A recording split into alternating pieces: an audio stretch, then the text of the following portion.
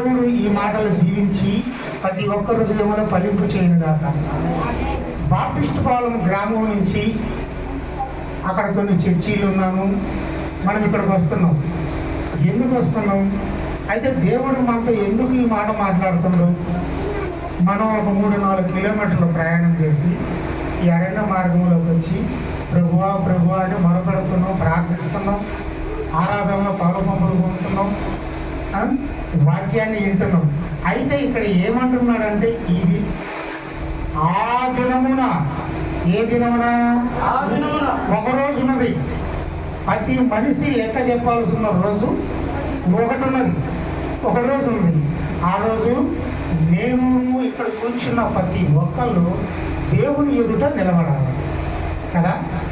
దేవుని ఎదుట నిలబడినప్పుడు దేవుడు ఏమంటాడు? ఆ దినమున మేము ప్రభు ఏమంటుంటే మీరెవరు నాకు తెలియదు. 23 చదివా. అప్పుడు నేను మిమ్మను ఎన్నడూ ఎరగను. అదేంటి, మన బాప్టిస్ట్ పాలెం గ్రామం నుంచి దూరం వస్తే ఇక్కడ ఊరుండని వచ్చినాం, మనం ఏసై ఉన్నాడని వచ్చింది. కానీ ఏసై ఏమంటాడు? మీరు ఎవరు నాకు తెలియదు అంటాడు. మరి మనం రావడం ఎందుకు?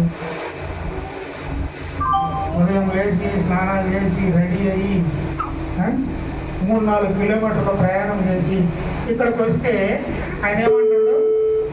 మీరెవరో నాకు తెలియదు అంటాడు. దీనికి ఎక్కడో ఏదో ఒక కారణం ఉన్నది. లేకపోతే యేసయ్య అంత మాత్రం మనిషిని తోసివేసే దేవుడు కాదు. ఆయన నమ్మదగిన వాడు, సర్వశక్తిమంతుడు, ప్రతి ఒక్కరిని ప్రేమించే మనసు కలిగిన వాడు. కానీ ఆయన ఏమంటుండు? నేను మిమ్మల్ని ఎన్నడూ ఎరగనంటుండు. ఈ మాటకు అర్థం ఏమై ఉంటుంది? 2025 ఇదిగో ఈ రోజు వరకు మనం అలా కాచి కాపాడిన దేవుడు ఏమంటుందంటే మిమ్మల్ని ఎన్నడూ నేను ఎరగను అంటున్నాను. ఆ మాట అనాల్సి వచ్చిన కారణం ఏమై ఉంటుంది? ఒక్కసారి మన వల్ల మనం పరీక్షించుకోండి. మనం సృష్టించిన సృష్టికర్తే మీరెవరో నాకు తెలియదు అంటారు. అంటే ఆ మాటకి ఏదో చిన్న అర్థం ఏదో ఎక్కడో ఒక లింక్ అనేది ఉన్నది. అయితే మన మనస్సుందా? మనం చూడటానికి పైకి బాగానే ఉండొచ్చు, బాగానే మాట్లాడుతుండొచ్చు, అందరిని గుర్తించే విధంగా ఉండొచ్చు. కానీ మన హృదయ అంతరంగాలు ఎరిగిన ఎవరెవరు? యేసయ్యకు తెలుసు. మన హృదయ అంతరంగాలు ఎవరికి తెలుసు? యేసయ్యకు తెలుసు. మన మనస్సుకు ఏం పట్టిందంటే సెదల పురుగు పట్టింది. ఏ సెదల పురుగు పట్టింది? వ్యభిచారం అనే సెదల పురుగు పట్టింది, అబద్ధం అనే సెదల పురుగు పట్టింది, మోసం చేసే సెదల పురుగు పట్టింది.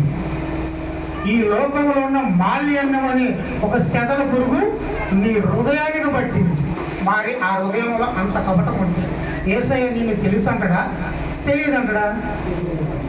యథార్థవంతులు నా బిడ్డలు అంటాడు, మోసం చేయవారు నా తెలియదు.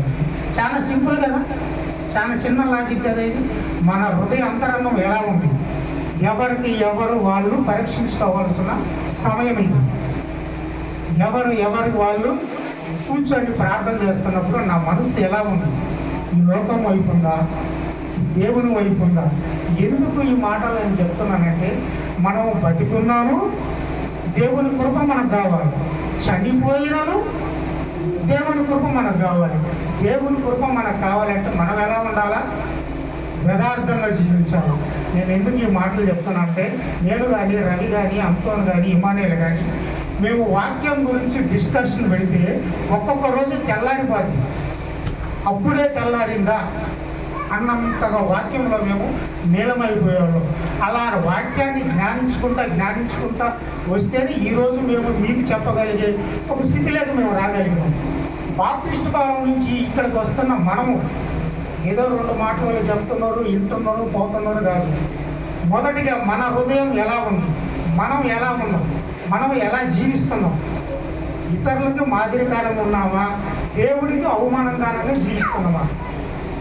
ఈ మాటలు చెప్తున్న నేను కాదు, ఇక్కడ నిలబడి పరిశుద్ధాత్మ దేవుడు ఇక్కడ కూర్చున్న ప్రతి ఒక్కరితో నాతో కూడా మాట్లాడుతున్నాను. ఏమని? మిమ్మల్ని ఎన్నడూ నేను ఎరగనంటున్నాను, మొక్క మాట లేకుండా చెప్పేస్తాను. ఈ మాట అసలు దేవుడే ఎదురు చెప్పాల్సి వచ్చింది. దేవుడికి వ్యతిరేకంగా ఉంటేనే కదా మనం, వ్యతిరేకమైన పనులు చేస్తేనే కదా మనం, దేవుడే మనం కాదంటున్నట్టు దానికి అర్థమైంది. ఈరోజు మిమ్మల్ని మీరు పరీక్షించుకునే ఒక సమయం. యేసు ప్రేమ ప్రార్థనశాలలో ఇక్కడ నిలబడి రవి కానీ నేను కానీ అనేక దైవజనులు ఎవరు మాట్లాడినా కానీ ఎస్ఐ మాట్లాడేది, బైబిల్లో ఉన్నాయో మాట్లాడేది. కొంతమంది వాక్యం చెప్తాను కూడా మనసులో రుచుకుంటున్నారంటే దేవుడు నీతో సూటిగా మాట్లాడుతున్నాడని ఒక అర్థం. వాడు నా గురించి తెలుసు, వాడు నా గురించే చెప్పిందని చాలామంది బాధపడుతున్నారని నాకు తెలిసింది. కానీ ఎవరిని ఎత్తి పడవడానికో ఇక్కడ వాక్యం బోధించు. ఇక్కడ కూర్చున్న ప్రతి ఒక్కరితో దేవుడు మాట్లాడుతున్నాడు. ఏమని మాట్లాడు? మిమ్మల్ని అన్నా నేను ఎరగను పోనరా అంటున్నాను. మనమేమంటున్నాం? ప్రతి వారం పోతున్నానే నేను యేసుప్రేమ ప్రార్థించాలంటే అదేంటి 10 గంటలకు ఖచ్చితంగా పోతుంటే నేను ఆటో పెట్టుకున్నాను, ఆటో ఎక్కల్లా నీ పేరటాడున్నావు, పాట పాడుతున్నావు, ప్రార్థన చేస్తున్నావు, చప్పట్లు కొడుతున్నావు, ఆరాధన చేస్తున్నావు, ఎంత చేస్తున్నావు మమ్మల్ని తెలియదు అంటే ఏంది? అప్పుడు ఆ రోజు మన మనసు ఎంత బాధపడింది? బతికిన బతుకు, జీవించిన జీవితం వ్యర్థమైపోయింది కదా. వ్యర్థం కాకుండా ఉండాలంటే ఏం చేయాలా? ఈ ఆదివారం నుంచి అయినా మన మనసులను మనం కలిసేసుకోవాలి.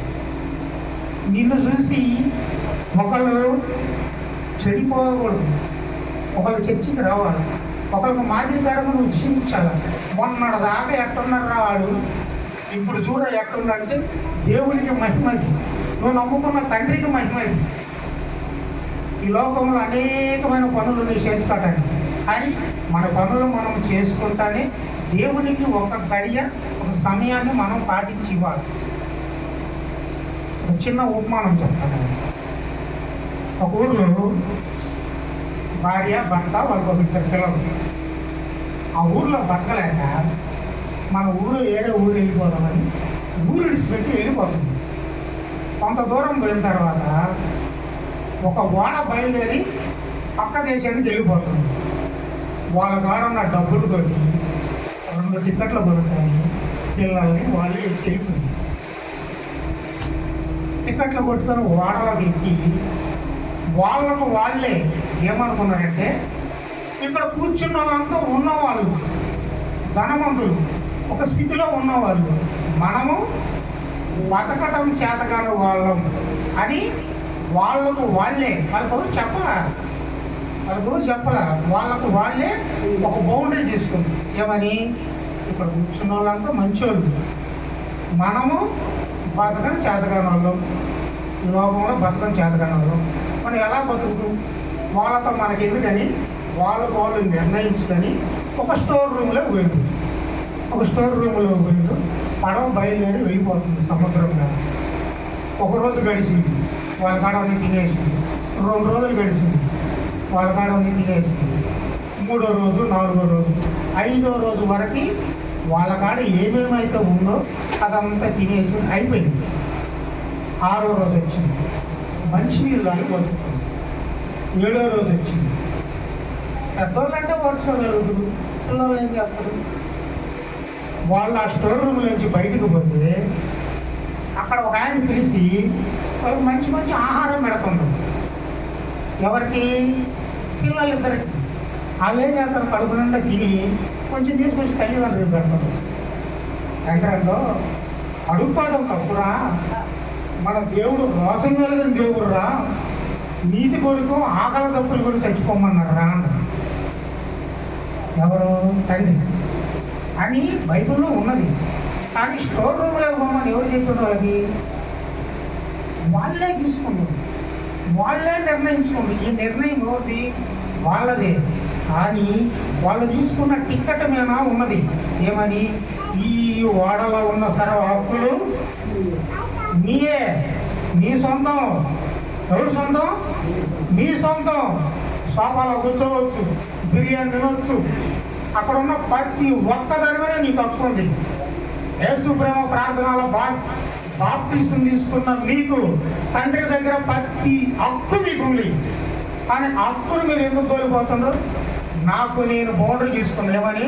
నేను ప్రార్థనకే పనికిరాను, నేను పాటలు పాడినే పనికిరాను, అసలు నాకు ఏమి తెలియదు అని మనకు మనం నిర్ణయించుకొని దేవుడికి దూరం దూరం దూరం అయిపోతాం. ఎవరన్నా చెప్పిండ్రా అమ్మా నువ్వు పాట పాడకూడదు, నువ్వు ప్రార్థన చేయకూడదు? ఎవరన్నా చెప్పిండ్రా? ఎవ్వరు చెప్పలా. మనకు మనం నిర్ణయించుకొని ఇదిగో సహోదరు తల్లి సాక్షి, నా కాడ డబ్బులు ఉన్నప్పుడు నేను ఎర్ర వీగిన, డబ్బులు లేకపోతే నేను ఏసయ్య పాదాలు చెందకొస్తే ఏసయ్య నన్ను యేసు ప్రేమ ప్రార్థన శాలలో సాక్షిగా నిలబెట్టడం సాక్షి చెప్పింది.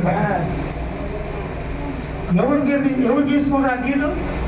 రౌండ్ ఆమె తీసుకుంది. నాకేమని నేను రోజుకి 5 రూపాయలు సంపాదిస్తాను. ఈరోజు ఏం లేకపోతే ఆకలి అయితే కానీ దేవుడు గుర్తున్నాడు. ఇక్కడ కూర్చున్న ప్రతి ఒక్కరితో యేసయ్య మాట్లాడుతున్నాడు. బాప్టిజం తీసుకున్న నీవు ప్రతి ఒక్కరి దేవుడి దగ్గర హక్కు ఉంది. ఆయన సంపదల గని, మీకు తెలుసా? సంపదల గని. మేము ఇక్కడికి వచ్చినప్పుడు ₹1 లేకుండా ఇక్కడికి వచ్చినాం. మీరు ఎవరైనా నమ్ముతారా? ఒక్కొక్క రోజు వర్షం పడితే ₹100 పెట్టుకొని పెట్రోల్ కొట్టించుకొని రాలేని పరిస్థితి మాకు ఇక్కడ. మేము ఈ చెట్టు కింద ప్రార్థన చేస్తుంటే మా కాడ 2 బైకులు ఉన్నాయి. ఒక్కొక్క దానికి ₹50 పెట్రోల్ కొట్టించుకోలేని పరిస్థితిలో నరసింహం బట్టీల మీద నడిచి వచ్చి ఇక్కడ ప్రార్థన జరుపుతారు. వర్షంలో కూడా ఆదివారం ప్రార్థన ఆగకూడదని ఒక కోరిక కలిగి నడుచుకుంటూ వచ్చి ప్రార్థన చేసుకునే రోజులు ఉన్నాయి. ఇది మాకు ఎవరైనా చెప్పిందా? మాకు మేము నిర్ణయించుకొని ప్రార్థన జరపాలా. ప్రార్థన ఒక్కొక్కసారి నేను ఏ మోతంలో నడవలేక ఏ మోతంలో నడిచి అంటే రవ్వుకుంటూ ఉంటారు. లేదయ్య గారు ఖచ్చితంగా ఒక్క పాట అయినా పాడి ఒక 5 నిమిషాలు ప్రార్థన చేసి 2 మాటలైనా చదువుకొని రావాలి. కానీ ఆ మాట లోబడి మేము వచ్చేవాడు. మా కష్టాన్ని చూసిన దేవుడు ఈ రీతిగా మేము ఎవ్వరూ ₹1 సహాయం అడగలేదు తెలుసా? ఇక్కడ కూర్చున్న ప్రతి ఒక్కరికి తెలుసా సంగతి. వాళ్ళే నిర్ణయించుకొని మనం చేద్దాం, వాళ్ళు చేస్తారని. ఈరోజు కూడా రాత్రి కూడా రవి నాకు చెప్తుంటే ఆశ్చర్యంగా ఉంది. ఎట్లా జరుగుతుంది? 1వ తారీఖు ప్రతిష్ట ఏం చేయాలనుకుంటుంటే 5-6 నేను ఎవరికి ₹1 చెప్పలా. వాళ్ళే నిర్ణయించుకొని ఇదిగో ఇంత వేసుకుంటే ఇట్లా చేద్దాం అని వాళ్ళే నిర్ణయించి నాకు చెప్తారు. అయ్య గారు నేనేం చేసాను మీకు చెప్పాలి. నాకు ఎంత ఆశ్చర్యం అనిపించింది. మేము ఇక్కడ ఉన్నప్పుడు జోరున వర్షం, నేను వీడియో తీసి ఫేస్బుక్లో పెడితే ఆనందం దాన్ని చూసి ఎందుకు వర్షంలో దొరుకుతా మీరు అంత బాధపడుతున్నారని 4 రేగులు వచ్చింది. ఈ రేగులు పైనేసిన రేగులు అయ్యి దేవునికి మహిమ కలుగును గాక. ఆనందం మాకు రేగులు ఇచ్చేవారు మేము అడగల నోటి. మా కష్టాన్ని చూసిన దేవుడు ఒకళ్ళ పేరేపించింది. అలా అంచెలంచెలుగా ఎదుగుతూ ఇదిగో ఈరోజు ఈ స్థితిలో నిలబడమంటే దేవుని మహాకృప.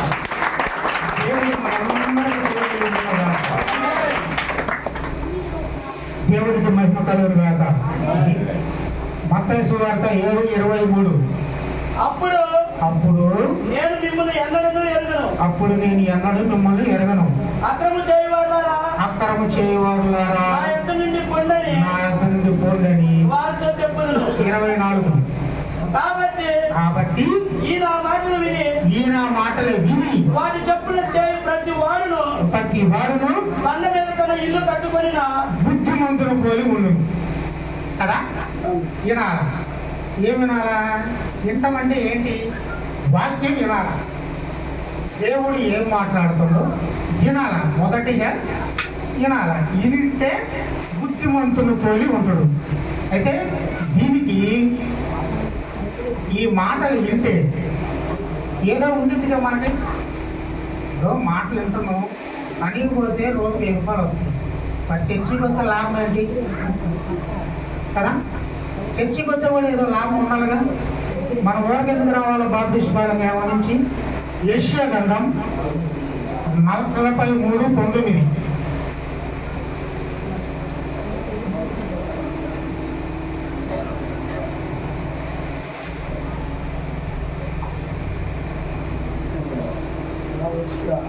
యెషయా 43:9. ఇదిగో ఇప్పుడే ఇదిగో నేను ఒక నూతన క్రియ చేస్తున్నాను, ఇప్పుడు అది మొలుస్తుంది. ఎప్పుడు? ఇప్పుడా రేపా? ఇప్పుడే. అంటే మనం ఏం చేస్తే అది మొలిసింది? మనం ఫస్ట్ ఒప్పుకోవాలి.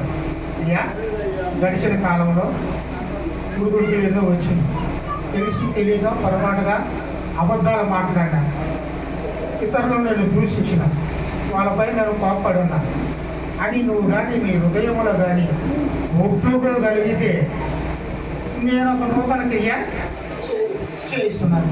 అది ఎప్పుడు చేస్తానంటున్నాను? రేపా ఎల్లుండా? ఇప్పుడే యేసు ప్రేమ ప్రార్థనశాలలో నీవు కానీ నీ హృదయపూర్వకంగా ఒప్పుకోగలిగితే నీ కుటుంబంలో నీ జీవితంలో ఎన్నడూ చూడని ఒక అద్భుత కార్యాన్ని ఆయన చేయడానికి సిద్ధంగా ఉన్నాడు.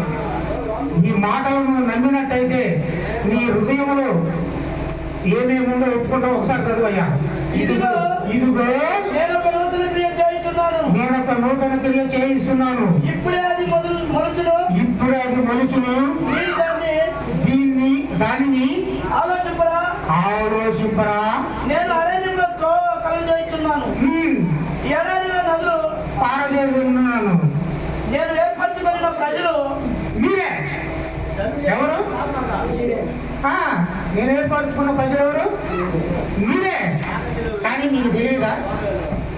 నేను నూతన క్రియ చేస్తానని తెలియదా? కానీ దీనిని మనం మర్చిపోయాం కదా.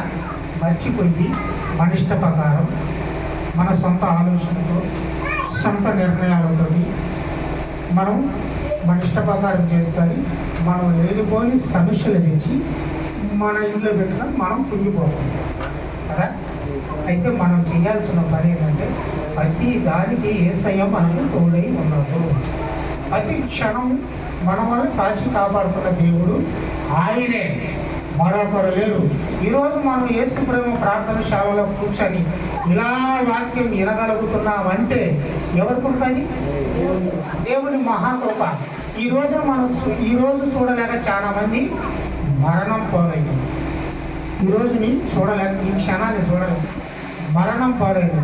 మరణం పాలైన వాళ్ళు ఎలా ఉంటున్నారు అనుకుంటున్నారు మీరు? ఆనందంగా ఉన్నారనుకుంటారా?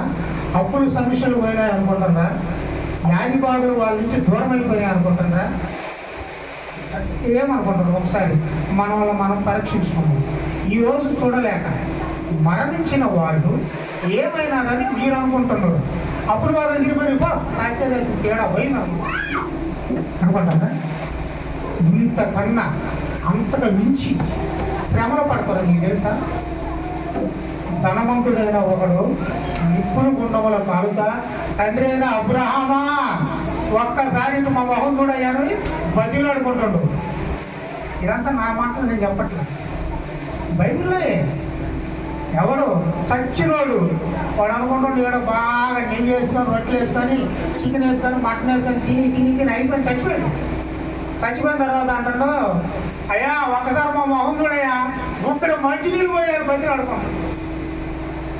ఇదిగో అయితే యేసయ్య దయగలవాడు, కృపామయుడు, ప్రేమించే మనసున్న మన దేవుడు, మంచి దేవుడు.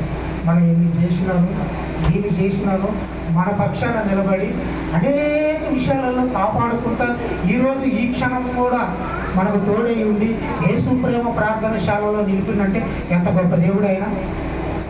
గడిచిన కాలంలో మనం అబద్ధాలు ఆడుంటాం, ఎంతమందిని మోసం చేసి ఉంటాం, చేయరాని పనులు ఎన్ని చేసి ఉంటాం. అయినాను ఆయన జాలి కలిగినట్టు, ఆయన నమ్మదగిన వాడు, ఆయన సర్వశక్తిమంతుడు. అందుకే యేసు ప్రేమ ప్రార్థనశాలలో నువ్వు కూర్చొని వాక్యం వినగలుగుతున్నావు. ఇదంతా జరిగిందంతా ఒక ఎత్తు. ఈరోజు 27 ఆదివారం యేసయ్య నీతో మాట్లాడుతున్నాడు. నువ్వు కానీ గడిచిన కాలంలో జరిగిన అన్ని కానీ విడిచిపెట్టి ఇదిగో యేసయ్య పాదాలు కానీ నువ్వు పట్టుకుంటే అది ఆయన ఏమంటుండో, ఇదిగో ఇప్పుడే నేను ఒక నూతన క్రియని చేయబోతున్నాను. ఎప్పుడు? రేపు ఎల్లుండి వాయిదాలు లేవు. యేసు ప్రేమ ప్రార్థనశాలలో నీ హృదయానికి పట్టిన చెదల పురుగుని యేసయ్య రక్తంతో కడగదలుచుకుంటే ఇప్పుడే నీ కుటుంబంలో, నీ మనసులో ఆయన ఒక నూతన క్రియని చేయబోతున్నాడు.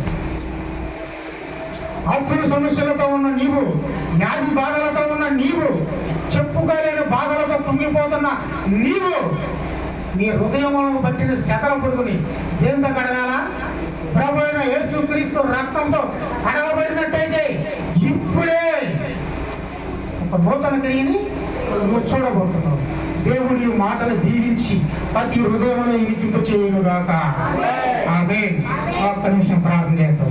మహాగణుడా, పరిశుద్ధుడా, ప్రేమగల మా తండ్రి, గడిచిన కాలంలో మేము ఎక్కడైనా విడుదలలో ఉన్నట్టయితే మమ్మల్ని క్షమించే దేవుడు నీవు తప్ప మరొకరు లేడయ్యా, మేము నమ్ముచున్నాం. ఇదిగో తండ్రి, ఎన్నడూ నేను మిమ్మల్ని ఎరగనంటున్నావు తండ్రి. అయ్యా, అలా వద్దు ప్రభు. నీ మాటలు విని నీ మాట చొప్పున బుద్ధిమంతుడు బండమైన ఇల్లు కట్టుకునే రీతిగా యేసు ప్రేమ ప్రార్థనశాలలో నుంచి మేము మా కుటుంబాలు బాగుండాలి తండ్రి.